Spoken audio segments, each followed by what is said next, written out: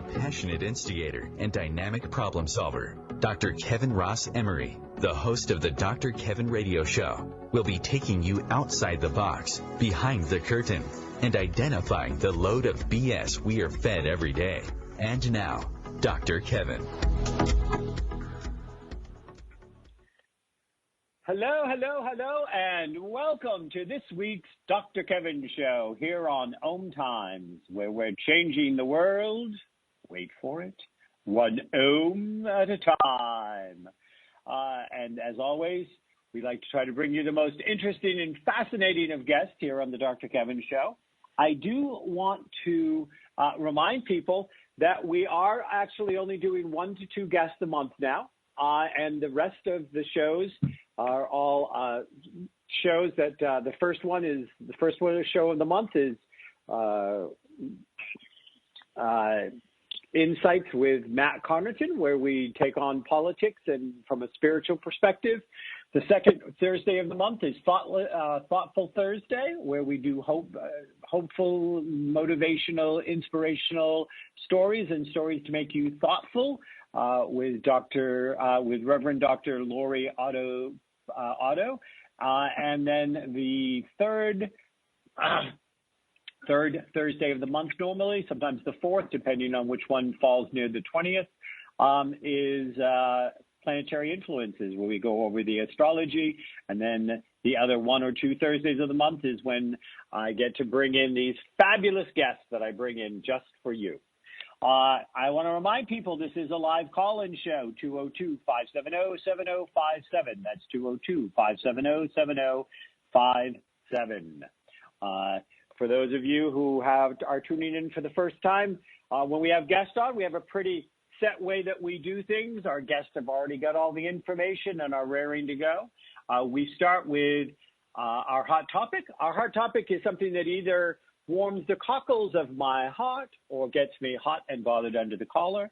And then we bring on our guests to let them comment on the hot topic, introduce them, and then the rest of the show is all about where they want to take us outside the box, behind the curtain, and what load of crap is going on in the world today that they would like to expose to us.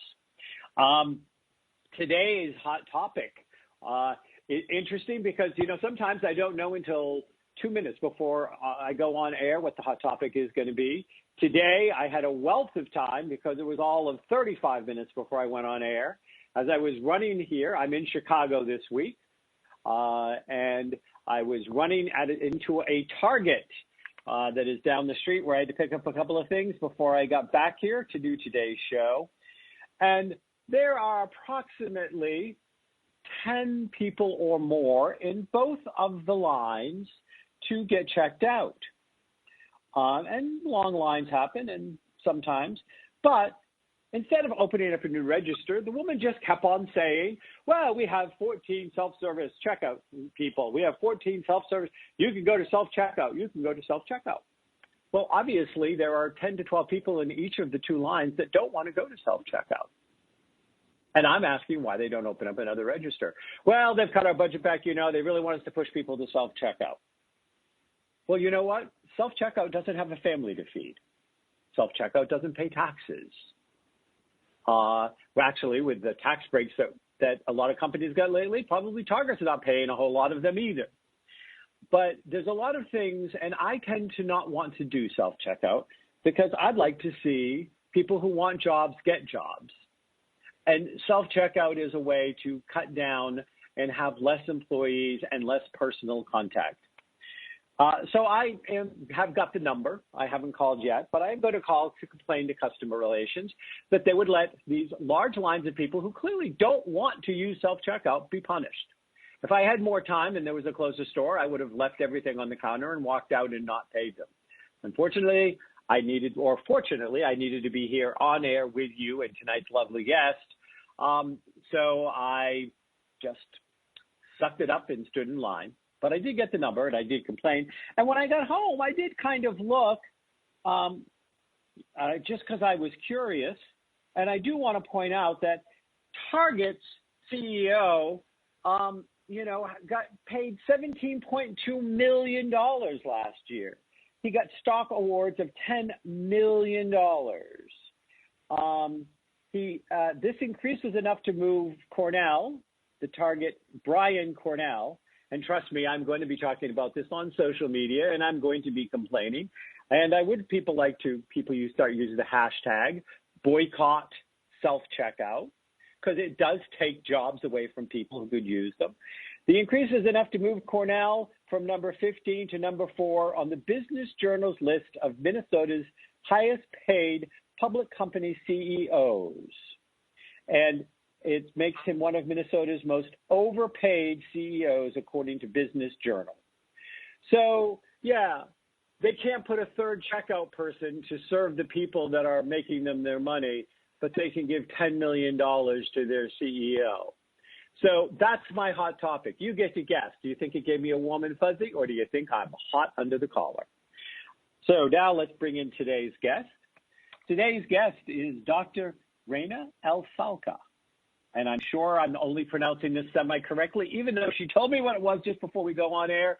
But I will apologize now. I will apologize again before the show is over, because I'm sure I will somehow destroy this name, but I will do my best. Dr. Rana is women's empowerment expert, strategic life coach, master speaker.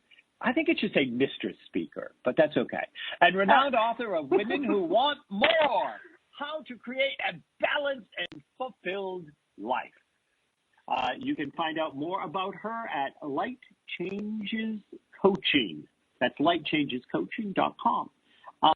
And for a quick preview of Women Who Want More, you can go to youtube.com/book/preview. I do want to mention, if you don't want to call in to ask Dr. Rana or myself questions, you can go to facebook.com/mydrkevin. Make sure you like the page when you're there. But you will see all the information on this woman. There is paragraphs and paragraphs and lots of places to contact her. And if you are listening to this as a replay, because this will be replayed 6 times more before it goes into Podland, you can still go to My Dr. Kevin on Facebook, and you can still ask your question. And I will make sure to get in touch with the lovely Dr. Rana, or if the question is for me, I will answer it. So just because you're not listening to us between 6 and 7 p.m. Eastern Standard Time on a Thursday night does not mean you're out of luck. Your question is still important to us here at the Dr. Kevin Show. Dr. Rana, welcome. How are you? Thank you so much. Thank you. Thank you for a wonderful introduction. I've got a huge smile on my face. And I'm happy to hear that. So I know you're from you're over on the other side of the pond. So I guess I am indeed. So now the last time I was there, you guys had caught the self-checkout disease as well. So what do you think? What do you think of self-checkout? Do you think we should be boycotting it more?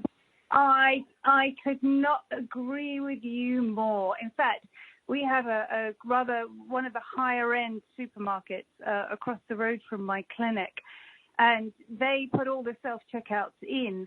But then, funnily enough, they didn't have the personnel to arm it when it went wrong, so they had to take them all out again. Serves them right. Know.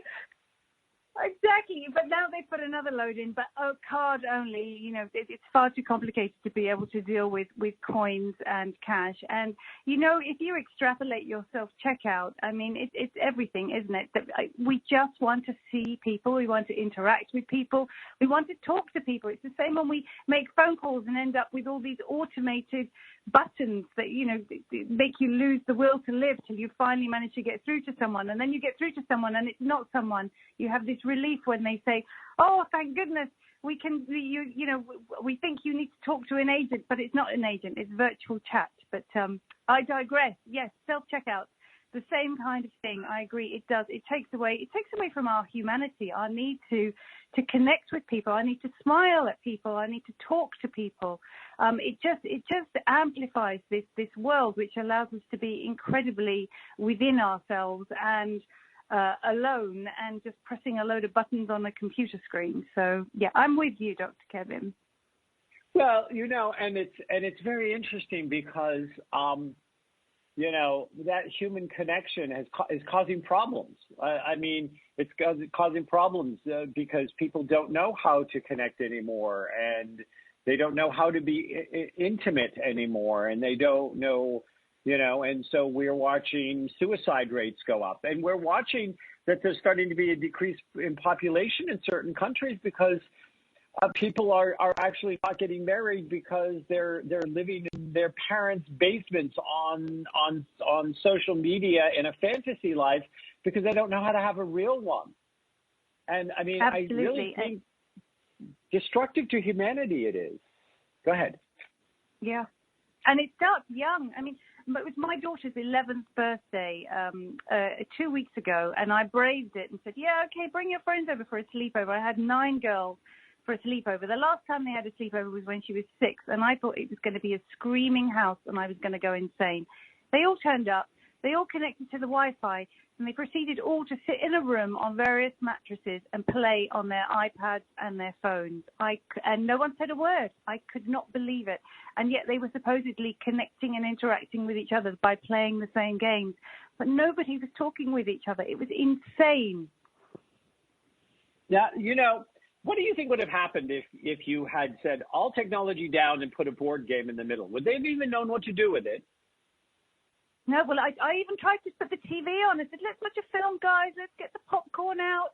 And, and then tried to turn the Wi-Fi off. And, of course, when I put them all to bed, the tablets had all been, snuck underneath the pillows and all the rest of it. So, I'm not sure they would have known what to do. And yet that's often the best time that we have when we actually spend time together. And I obviously here in London it's 11 o'clock in the evening, so I've just had dinner with a friend, and he said he took his teenage kids to Thailand, and the one rule they had was that nobody was allowed to take their phones. The teenagers were not allowed to have their phones, and they had the best holiday ever because they had to talk to each other. Absolutely, and I think that there needs to be more of that. I think that, but unfortunately, we're moving into second generation of addicted geeks, third generation of addicted geeks, and sometimes you look at it and the parents are as obsessed as the children are on their. The children could be sitting there trying to have a conversation, and the parents are too busy living their life through social media or playing a game to be interacting. I mean, it's, so anyway, now let's talk more about the lovely Dr. Rana, shall we? Oh, we could talk about the other subject for the whole of the next 45 minutes, couldn't we?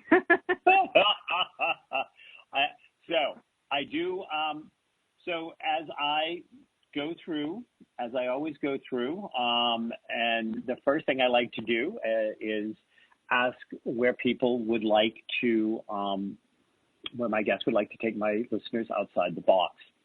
I do want to read something that you wrote and something that you send me, and I think it's interesting. And just so you know, I've been teaching a psychic development course for 28 years now, so. You're in friendly territory here. In fact, I taught it over in England several times. I'm pleased to hear it. So, women's intuition is a source of great power, leaving the patriarchy shaking at its knees, and it's the reason of all the world's. I'm sorry, I added that. Women's intuition is a source of great power. The magic comes in awakening it and trusting its guidance in our lives. Do women have more intuition than men?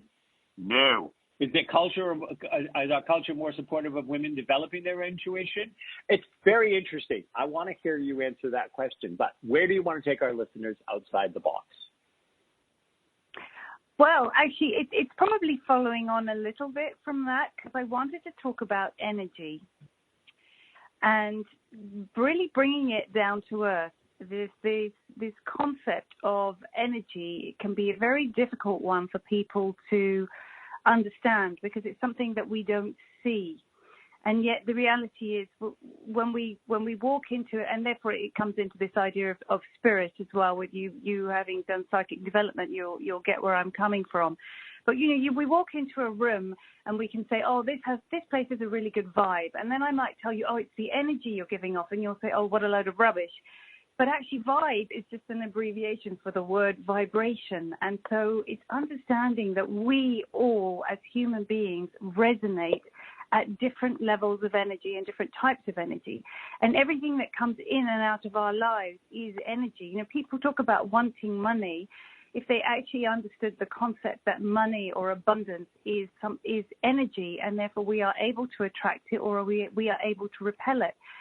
And once you start to understand that we are energy and we resonate at all these different levels, and when you think about life like that, you can start to almost make sense in a different concept about the jobs that we have, about the people we interact with. You know, we've just been talking about connection, about the people who come into our lives, about the people we get out of our lives, about the people we like, the people we hate. The things we enjoy, the places we like being, and it is all about the energy that we are resonating at. And there are very different types of energy. So this is probably further out of the box, because a lot of people think about a good energy and a bad energy. But in the coach training I did, and as a core energy coach, we adopt this concept of energy being this idea that there are two types. One is catabolic, meaning it's much more destructive. So that's what people would associate with bad energy. And this is much more associated with ill health, you know, high levels of cortisol. This is what contributes to us being unwell when we're stressed, or on a lower level when we're depressed, or when we go into victim mode and become powerless. And actually, as we increase our level of consciousness, we go up the ladder into this more anabolic type of energy. So we go through these levels from being able to rationalize and tolerate things into one of service and gratitude, into one of joy and opportunity and purpose, and right up to a level 7, which is, you know, when we're in a meditative state. And as human beings, we are resonating at all of these different levels at different times. And as we become more conscious, the power in us, which again comes into this idea of intuition, but when we become powerful, we are able to choose what energy level we want to resonate at in different circumstances and in different times. It's all about consciousness and energy. So, well, it's really interesting, because one of the things, we're coming to our first break. I hear the music. I know you don't, but we're here with Dr. Rana, and we will be back here on the Dr. Kevin Show, and we're going to find out, do women actually have more intuition than men? I can't wait to hear this answer right here on the Dr. Kevin Show. Conscious media for conscious minds. OMTimes. Have you ever wondered how to change your love paradigm? The secret key is finding a love partnership, not just a regular connection. How do you find these? Through conscious relationships. Ascending Hearts Dating is a dating site for people like you that believes in second chances and a different type of spiritual connection. Try Ascending Hearts for free today at ascendinghearts.com and change your love paradigm. Ascending Hearts, the premier dating community for the spiritually awake. Hello, I'm Sandy Sedgbeer, host of OMTimes magazine's flagship radio show, What is Going On? My passion is sifting through information, research and innovations from new thought teachers, speakers and researchers, pushing back the boundaries of what we know about life, energy, metaphysics and the universe. I love shifting perceptions about who we are, why we're here, and how quickly impossible becomes normal when we open our minds, expand our awareness, and accept that the only limits that exist are those we place upon ourselves. So if you're the kind of forward-thinking, eager investigator of what lies beyond the current reality that most perceive, why not make a date to come play with me in the field of possibilities at 4 p.m. Pacific Time, 7 p.m. Eastern Time every Thursday, and together we can discover what's really going on. Imagine being fired because of who you love. Imagine being denied medical treatment because of who you marry. Imagine being evicted because of who you are. Millions of Americans don't have to imagine this. They have to live it. Because in 31 states, it's legal to discriminate against LGBT people. Get the facts at beyondido.org. Brought to you by the Gill Foundation and the Ad Council.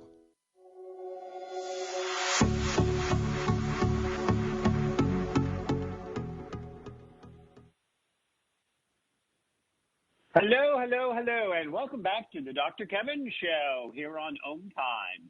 Remember, we are a live call-in show, so if you'd like to be part of this conversation, you may call in at 202-570-7057. That's 202-570-7057. Or if you're one of those people who don't like a lot of human interaction, like we were talking about in the first segment of it, you can come to facebook.com/MyDrKevin, MYDRKEVIN. While you're there, make sure you like the page. I'm a likable guy, even if I have to say so myself. And you'll find the write-up about tonight's guest, and you'll find a place to post questions, get answers. And as long as those questions are respectful, we will bring them on air. So tonight's guest, Dr. Rana, she is a proactive author, better than a reactive author. A reactive author throws the book at you if you don't like it. And business owner with a practical approach to everything. Her passion is to help people find simple solutions for complex problems. In addition to being a professional life and business mastery coach, a core energy coach, and an energy leadership index master practitioner. I still think you should say mistress. She is also the founder of Light Changes Coaching. And you can find out more about Dr. Rana at lightchangescoaching.com. And her book, Women Who Want More. If you're a woman who wants more, does it make you a wanton woman? That's the question.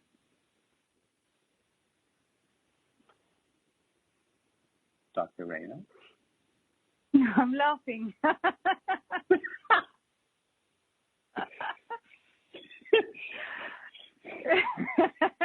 It does not make you a wanton woman. No, you missed out the byline. How to create a balanced and fulfilled life, my friend.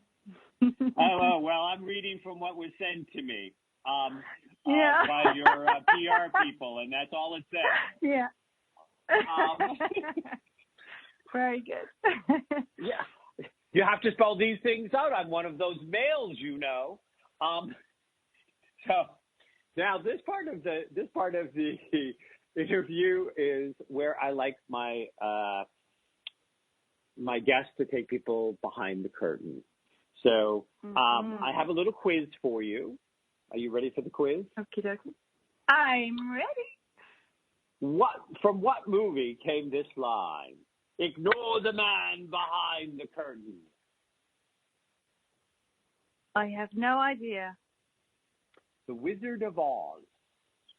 Oh. It was that moment when Toto, leave it to the dog, exposes that the great and powerful Oz is really a shyster from Kansas, whose balloon got blown off course.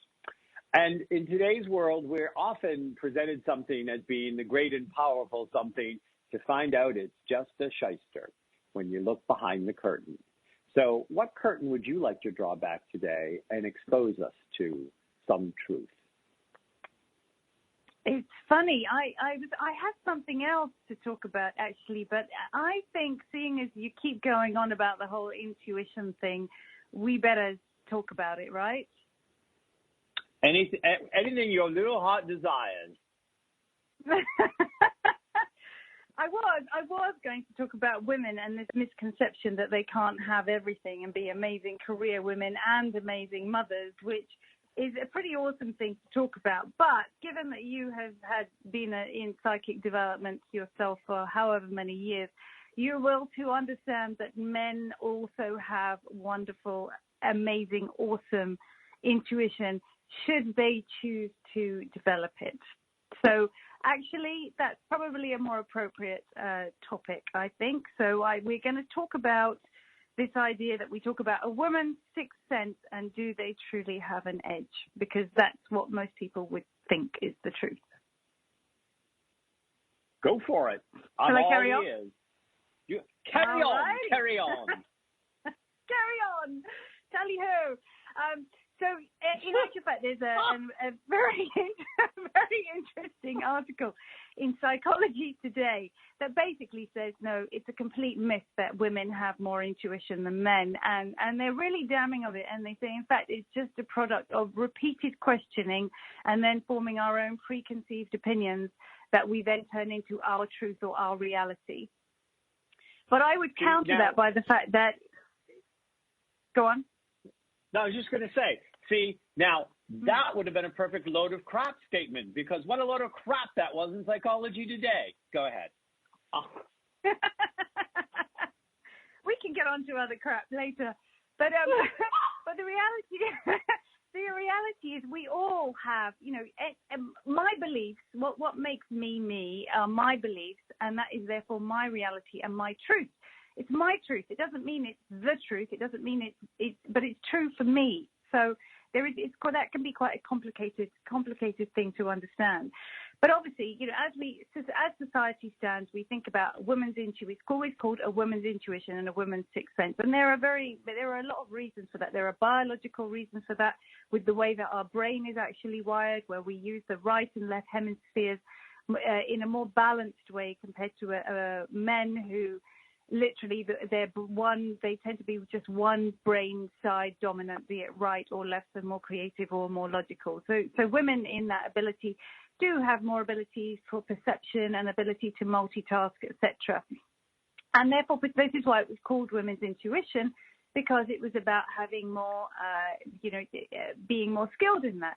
And it also comes in, the background comes in from when we were young children. Typically, women today, or girls, will talk more about their feelings. You were talking at the beginning of the show, the sadness to do with the suicide rates. And typically it was always in the highest suicide rates were in young men. And again, because of this inability to talk about their feelings and express themselves. So in other words, women have an edge, but it's an edge based on our upbringing and this stereotyping that we are better at it than men. And my God, do I wish that my partner would be listening to this show when I say to him, use your intuition, and then he'd want to probably throw this argument back at me saying, but I'm not as good at you at it. And it's like, why not? Because the reality is our intuition is something we can develop. Everybody has it in them, be them male, be them female. And as I've been doing a lot of these interviews, people have tried to put me in that box of, oh, you're purely pro-women. And I mean, I am a woman, yes, but no, you know what? I'm pro-consciousness, be that male or female. And we all have this ability within us to develop our intuition, to develop our gut feelings, to listen to what's around us. And this, of course, comes into the idea of energy that I was talking about as well, to understand what that energy is that's resonating in us and around us, reading it, understanding it. Men can read it just as well as they can read a map, but it requires training. You need to learn. You need to practice. Your psychic development classes practice exactly that. And that isn't just a girly or female thing to do. And it shouldn't be something that is just a girly or female thing to do. It should be something that everybody engages in, because in that we will become a much more conscious and more holistic society.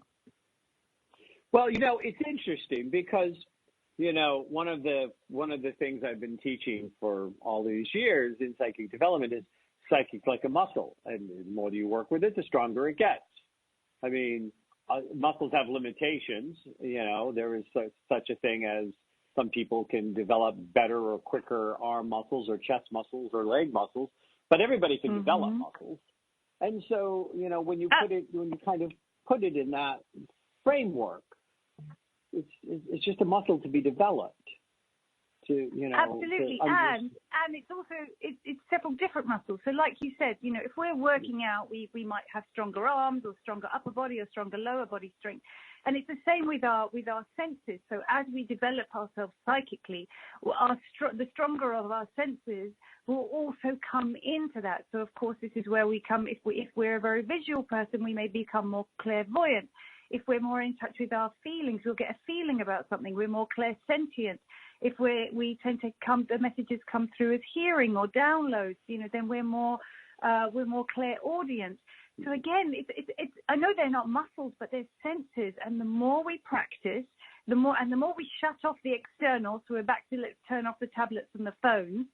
The more we shut that down, i.e., take away one sense, then the more the other senses can heighten and train. And just like everything else, it requires exercise, it requires practice, absolutely.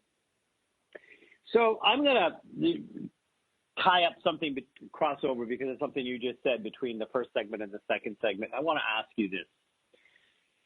Do you think that our addiction, and it's become an addiction, our addiction to technology, to phones and pads and tablets and all of that stuff, you know, do you think it's because there is an overall general world depression about the state of the world, and we avoid feeling how heavy it is out there by disconnecting from it and absorbing absorbing ourselves into something that allows us to remain apathetic?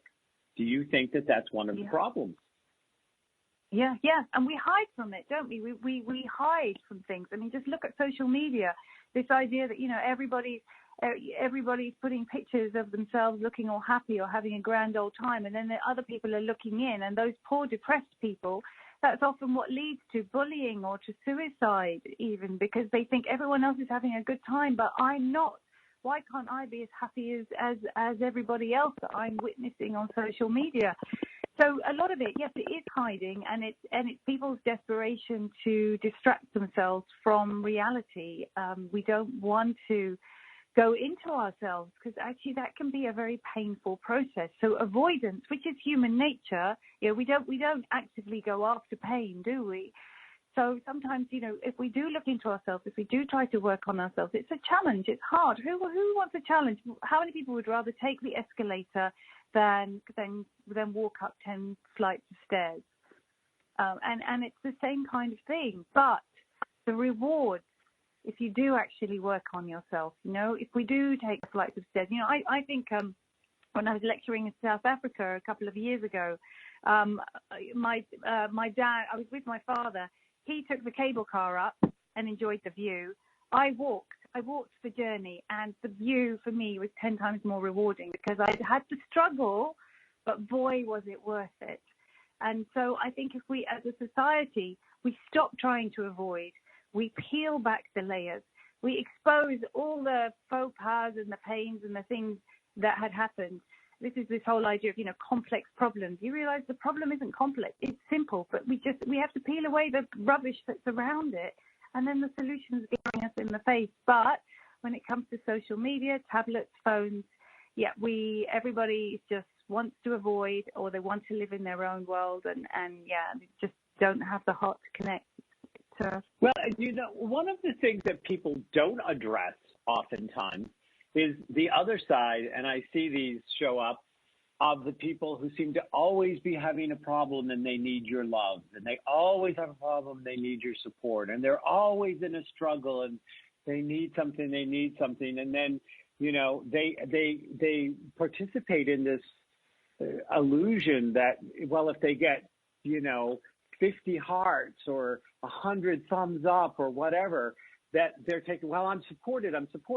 But if you fell down and none of those are going to be there to help you stand back up, they're not going to go, and if you broke your leg, go get your groceries for you and bring them in so you don't starve. There's this whole illusionary support, and I'm watching social media become a hotbed in some cases for energy leeches and psychic vampires that will draw people into their drama, and their drama never ends. 100, yeah, exactly. And this is what we call the level 1 energy, the victim mode, where you are always looking outside of yourself for gratification, for love, for support, because you can't find it in yourself. So level 1 can be quite useful at times, because, you know, that's the idea of a retreat. Sometimes you have to go into yourself in order to heal. But an awful lot of the time, yes, it's an energy drain. You know, it's moaning, it's powerlessness. It gets you down to the point of depression. And then you seek these external things to make you happy. But, you know, like you said, 50 hearts, but it never lasts. So you can't get out of it. What you have to do is become more conscious. You have to shift what's inside of you in order, and stop draining other people, and learn to be happy, not because you've got however much money in the bank, or someone who smiled at you, or you've got, you know, thousands of virtual Facebook friends, but because the joy resonates and radiates out from within you, i.e. by raising your energy levels. And just one last point to give you a story on what you said. We're having an issue with our 12-year-old son by exactly this, in that we were on holiday, and he was there with his cousins, who normally he gets on beautifully with. He couldn't wait to get back to his phone to play Minecraft, and it started to get to the stage where he considers his virtual friends, who he plays these games with, who are across the pond, your way in the States, as his really close friends, and he's forgetting that actually what happened to the people around them, the people who are going to go and get him groceries if he breaks his leg, or in his case, carry his book bag if he breaks his arm like he did a few weeks ago. It's a real worry, and as a parent, for me, it's a massive, massive concern. I have a lot of work to do. Yeah, well, and I think that it's hard because I've been speaking for years on this topic because I do a lot of work with ADD and ADHD and have several books out on that subject. And I've been trying to convince parents for years that, no, you need to say no to the electronics all the time. You need to say no to the TV all the time. You need to take these things away, and you need to force them to actually, while they're young enough, learn the joy of interaction. Learn that there's joy in this. Learn that there's joy in having somebody pull out the block and the whole Jenga thing falls down and everybody laughs about it, because that's your job. But you know what? I can't tell you the number of parents who basically that pad is their babysitter. That TV is exactly. Yep. Because in asking the children to enjoy it, at the same time we have to ask the parents to give up their time. And of course, yes, we're so stressed nowadays. We're so busy. We're trying to hold down jobs, send our kids to school, balance everything. Sometimes it becomes easier to just, you just want a bit of peace and quiet. So, okay, yes, you can play on your electronics. And then they feel bad. They feel bad saying no as well. That's the other element, that they don't want to deprive their children. And to add a third dimension to that, certainly in Western society, growing up in London 40 years ago, I would go to the park with my friends. You'd never send a 10-year-old out to the park on their own with their 10-year-old friends nowadays. It's just not safe. So instead, there's this safety of keep my child at home at least. I won't let them wander out to the shops or the park by themselves because it's not safe, but at least I can see where they are, albeit they're playing on their tablets. So I think that societal change also has a big role to play in that also. Yes. And it's hard, but and I'm sure this sounds cruel, but I said to parents before, you shouldn't have had children if you didn't want them. Yeah. It was a line I always wanted to say a few minutes ago. I thought, but that sounds a bit harsh. But yes, absolutely. I've heard that many a time. I'm more than happy to be the bad guy for you. So I just said it. Okay, you're the bad guy. I'm okay. I have the shoulders for it. Anyways, and we will be back after this break with Dr. Rana, the author of Women Who Want More, and here on the Dr. Kevin Show.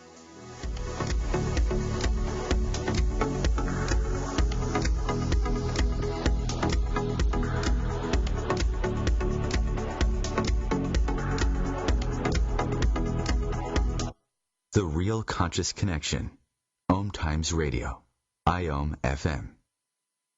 The number one reason girls drop out of school in sub-Saharan Africa is lack of access to feminine hygiene products. The Pads for Schoolgirls Project, an outreach of Humanity Healing International, is changing this paradigm by setting up sewing programs at schools, teaching girls a vocational skill, while producing the reusable pads that help keep them attending classes. The girls pay it forward by making and giving pad kits to other girls in need. To learn more, visit humanityhealing.org. Humanity Healing is where your heart is.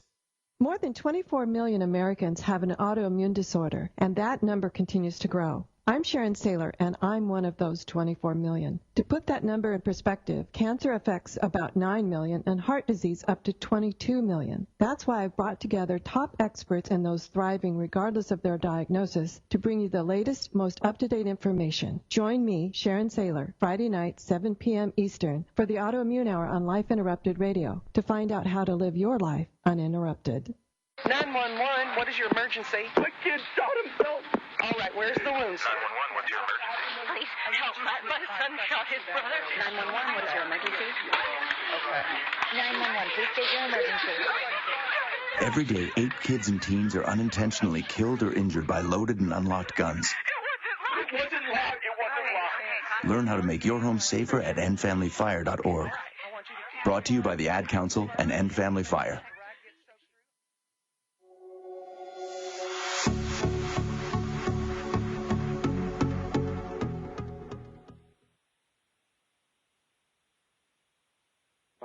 Hello, hello, hello, and welcome back to the last segment of the Dr. Kevin Show. And this week we're delighted to have a guest from across the pond. Well, she's still across the pond.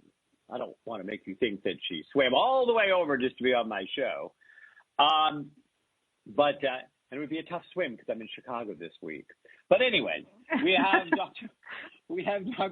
Rana. She is a proactive author, business owner, and with a practical approach to everything. She is also a strategic life coach, master speaker, and renowned author of Women Who Want More: How to Create a Balanced and Fulfilled Life. We've been having a lot of fun, a lot of laughs, and we invite you to join the conversation because, you know, the most important part of life is showing up. So pick up the phone, dial 202-570-7057, and take this opportunity to tap into the great intuition and wisdom of Dr. Rana. Or Dr. Kevin. I'm still here too. Even though, you know, as a male, I'm a second-class citizen. I get it. But anyways, you can call in. And we would love to have you, or come to facebook.com/MyDrKevin. MyDrKvin. Make sure you like the page. Let's move to the last segment, which is What a Load of Crap. This has been a segment which has either been dreaded or very popular among my guests. It seems to be a polarizing segment, but I'm giving you an opportunity that you may not get on any other radio show ever, which is you get to talk about anything in the world that you want. It doesn't have to do with your book. It can, but it doesn't have to. It doesn't do. But that you just think is a load of crap, and you want to call it out and make people aware, so that information can improve their lives. Okay. Well, actually, it follows on very well from everything we've been talking about this evening, actually. And what I think is a load of crap, not your radio show, my friend, but generally the media and the scaremongering that goes on in the news today, the propaganda that we see, the stories that we're subjected to. A bad story is always bad news sells more newspapers. That was always the line. And it happens on the TV, it happens on the media. In actual fact, if you just had one happy segment about a good news story, the overall energy in the whole global population would lift. You know, you and I, as light workers, which I should imagine you are, wouldn't need to work so hard because you could just use the media to tell good stories and people would feel happier and be uplifted.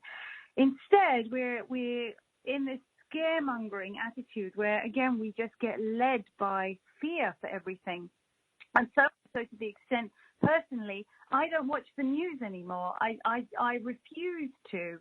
I had to spend about 1 year going back to seeming to be well read and well informed by watching the news, because I was dating an MP, a member of parliament at the time, and I thought, oh, I really do, I do need to know something about politics. But thank goodness that ended, because it drained me, and this is what it does. It drains us of energy. We, even films, even when you watch violent films instead of feel-good films, a film has energy around it. and it will drain you. It will seep you. It will feed these negative feelings and this catabolic energy. And so I get really worked up when I do happen to watch the news, and all it is full of is scaremongering, telling us all we're going to die, telling us all the tragedies, telling us all the statistics about diseases, telling us all the things that could go wrong. And then there are we as an empowerment coach, or the type of thing you do with in terms of consciousness, and we're trying to shift people to say, well, where's the positive in this? Where's the positive? But I mean, think about how often we watch TV and listen to the radio, and all we're hearing is the negative. So we're bred to think of the negative first, and it pisses me off. Go. That's all I wanted to say go. on the matter. Good for you. Well, and it's very interesting because, you heard me say at the beginning, I started a new thing in 2020 where the second Thursday of the month now on the Dr. Kevin Show is called Thoughtful Thursday. And all that Lori, who is my regular co-host, and I do is we post a bunch of good stories on the timeline ahead of time. We talk about them on air, and we encourage people to take the good stories and share them on their timeline to change the energy of their timeline by some kid who's raising money to help with an animal shelter, or some vet who has been making canes that he gives to people in need out of Christmas trees that are left over. I mean, it's all over the place. And we invite people any second Thursday of the month. Hold on to the phone number you called in today. You can always call in and share a hopeful and inspirational story, and I will, and we'll, let people know who you are. But I invite people, call in with your favorite, but you have to post it. You have to post a link to it if at all possible. I mean, if it doesn't have a link, because we're trying to encourage people to share the good news. Which is brilliant. Yeah, it's good. And that's what I do on my vlogs on my website. It's just they're like 2-3 minute stories just to tell people how you can help people and how you can see the positive out of a negative, and give people moments of inspiration. And, we're all looking for it. I mean, the number of people who follow me, the number of people I know who follow others looking for, hashtag inspiration, hashtag motivation. And yet, why do we have to search for it so hard? Why can it not just be readily available in the mainstream line media? Why can't the big, New York Times start with a small segment on the front page of just something to be positive about, or one small bit of inspiration for the day for the people to start their day? Why not? So here is I already gave you the invitation, but here's a more specific invitation. Second Thursday of every month, if nothing else, take one story that is on your blog that you have a link to and share it on our Thoughtful Thursday Inspirational Motivational. And and even if you can't jump on, because I know it's 11 o'clock at night, and I suspect you're a night person, but I could be wrong. Is that you don't have to even hop on air with us. You can just post the story, and we'll reference it, and people can click on it, and they can go see that story via your blog. And that way we're helping people connect with the good stuff you're doing, and you can grab, whatever. I will happily do that. I've made a note. That's on the Facebook page, right? Yep, the My Dr. Kevin, which I'm assuming you like. If you didn't, you need to go like it. I'm a likable guy. You heard me say. Yeah. But yeah, the second Thursday, the posting always goes up like the Friday before or the Saturday before. I have it auto set up, and you just share something. And if you're up and feeling energetic and you'd like to do a couple of joy round dances with my co-host and I, feel free to just call in and share the story. You'll always be welcome. But we have to unite. Okay, that's good to know. Yes. We have to get absolutely. together. We do. Because there's nothing like, you can have a flame, but when you have two flames, you have a bigger fire. And when you get a flame as big as mine, because I'm just a flame, that's my husband, we can just burn the house down and build a new one with more bright, shiny, loving, higher vibration building blocks. Exactly. More and more light. Time we took the old stuff out to the rubbish. Buried it in the dark. Yeah. So now you, one of the things is that you, tell me a little bit more about women who want more. I know living a balance, and because we've covered all of our segments, we have probably about 3 or 4 minutes left.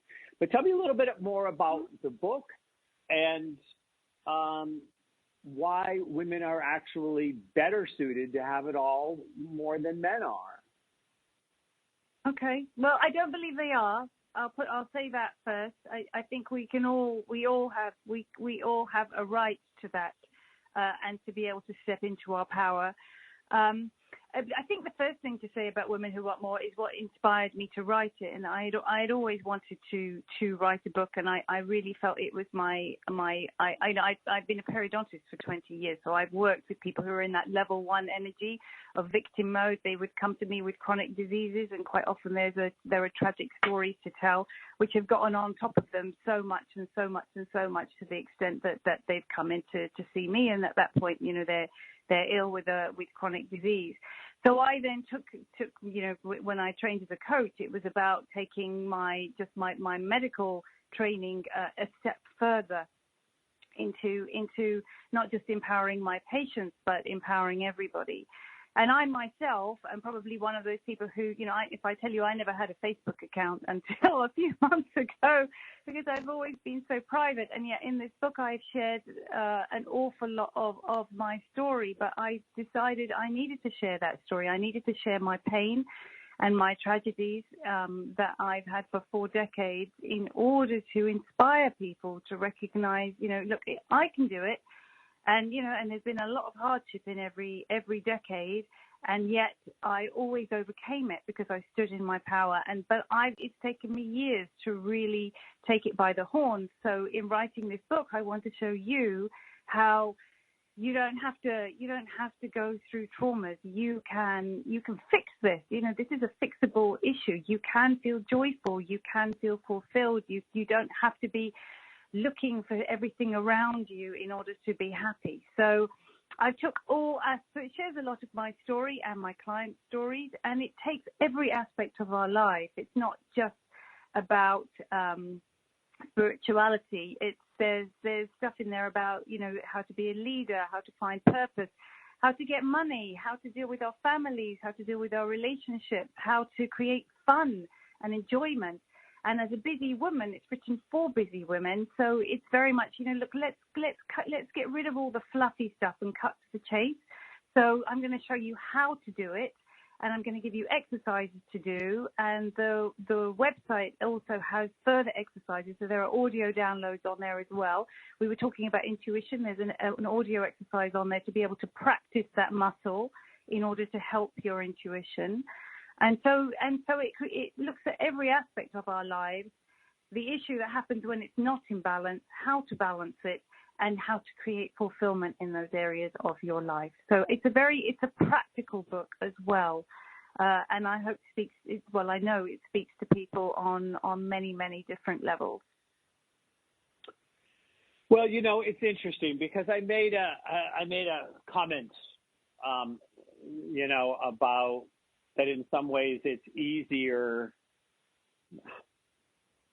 or that women are better suited. And I think that in a way, it's the double-edged sword of the conditioning, because men traditionally have been allowed to be focused on their career. And there might be something in their career that creates some level of multitasking, but they get to, have the support to go out and kind of, quote unquote, be their all in one area, where women for generations, for centuries, have really had to have the art of playing multiple roles all the time.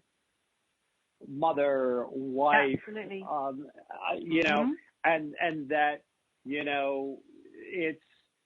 so women in some ways have been being culturally conditioned, and yet at the same time mentally led to believe that they were less adequate because they weren't scoring 1,000 points on the one male game, but they were scoring 900 points on 5 other games, but that didn't count.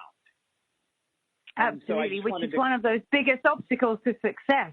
Absolutely, yeah, exactly. And this misconception that we can't have everything, and yet we can, but nobody said it was easy. But yeah, absolutely. And we have to balance. And then we want to be leaders. We want to have full-time jobs.